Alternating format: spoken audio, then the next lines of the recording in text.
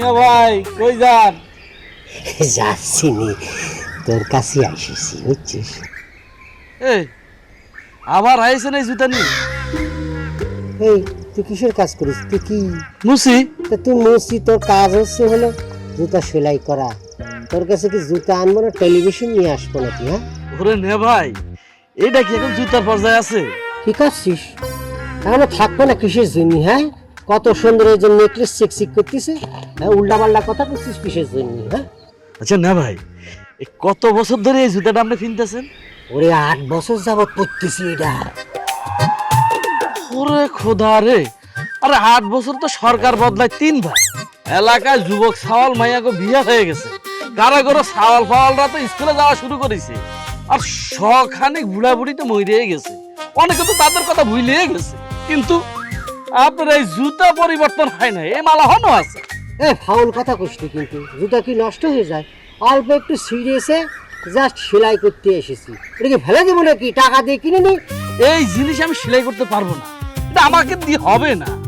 ওরে ভাই, আমি এটা ধরবো কোয়ান দিয়ে আর সেলাইটা করবো কোয়ান দিয়ে? এই করছিস কিসের জন্য?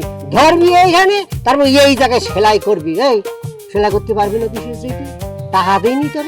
হ্যাঁ সবার থেকে একটু কম দেই, কিন্তু টাকা তো দেই নাকি? মাগনা করি? উল্টা পাল্টা কথা করছিস কিসের জন্য? ওরে ভাই রে, এটা ধরার জায়গা নাই, সেলাই করারও জায়গা নাই, আমার দ্বারা সম্ভব না, আমি এটা সেলাই করতে পারবো না। পারবি না কিসের জন্য? আমার কথা মনোযোগ দিয়ে শোন। ডাক্তারের কাছে যদি কোনো অ্যাক্সিডেন্টে রোগী যায়, সিরা ফাড়া রোগী যায়, ভাঙিয়ে ভাঙিয়ে গেছে হাত পা, ডাক্তার কি বলবে যেখানে কোন দিকে ধরবো কোন দিকে সেলাই করব? ও যদি ডাক্তার করতে তো রোগী মরিয়ে যাবে নি। হ্যাঁ আচ্ছা, আমি একটা জিনিস বুঝতেছি না, এই রুগী মরার সাথে আমার জুতায় সেলাই করার সম্পর্কটা কি? ওরে খোদা রে, তুই তো জুতা ডাক্তার।